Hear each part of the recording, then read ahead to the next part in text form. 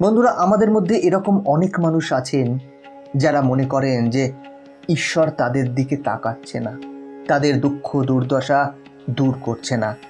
অথচ তারা নিয়মিত ঈশ্বরের পুজো করেন, নাম জপ করেন, ধ্যান করেন। আবার অনেকেই আছেন যারা হাজার হাজার টাকা খরচ করে ঢাকঢোল পিটিয়ে বাড়িতে পুজো দেন, কিন্তু তারপরেও তাদের দুর্দশা কমে না।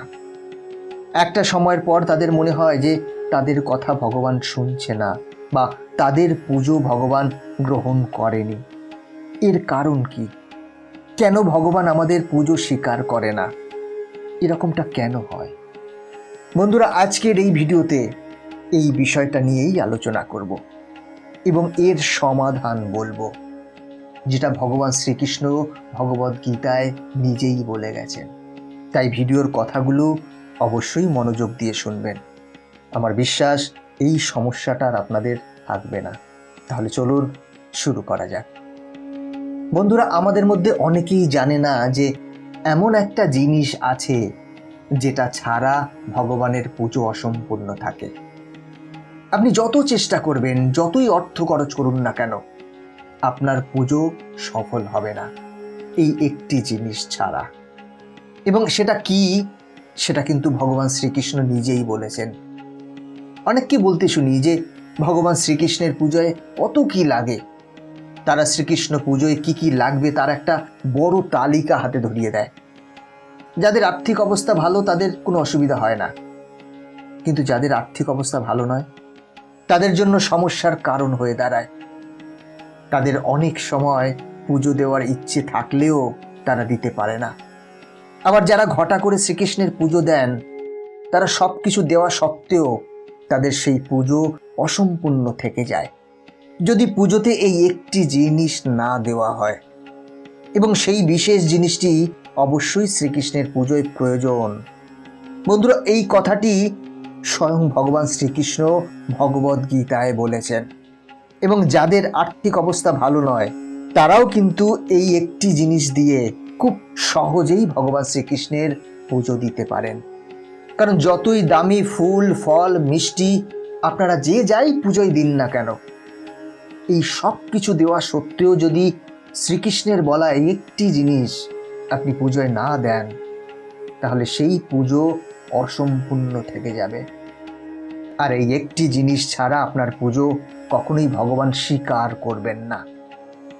বন্ধুরা, তাহলে চলুন দেরি না করে জেনে নেওয়া যাক যে সেই জিনিসটি কি, যেটা ছাড়া শ্রীকৃষ্ণের পুজো অসম্পূর্ণ থেকে যায়।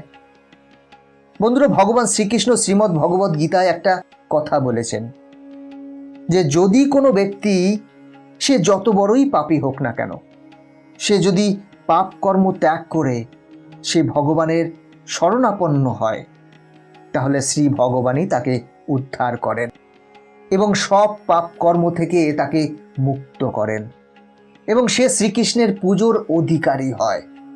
একথা ভগবান শ্রীকৃষ্ণ নিজেই গীতায় বলেছেন। ভগবান আরো বলেছেন যে আমি সর্বভূতে সমানভাবে বিরাজ করি, আমার প্রিয় বা অপ্রিয় বলে কেউ নেই, কিন্তু যারা ভক্তিভাবে আমার উপাসনা করে তারা আমাতে এবং আমি তাদের হৃদয়ে বাস করি।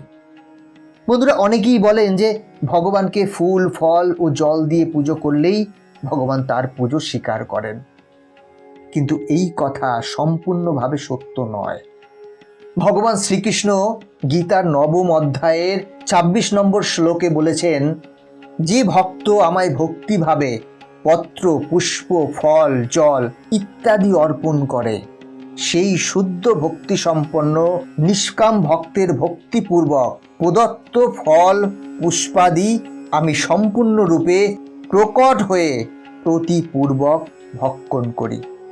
অর্থাৎ এই কথাটা থেকেই বোঝা যাচ্ছে যে শুধু ফল ফুল জল দিয়েই আরাধনা করলেও হবে না, অথবা প্রচুর অর্থ খরচ করলেও হবে না।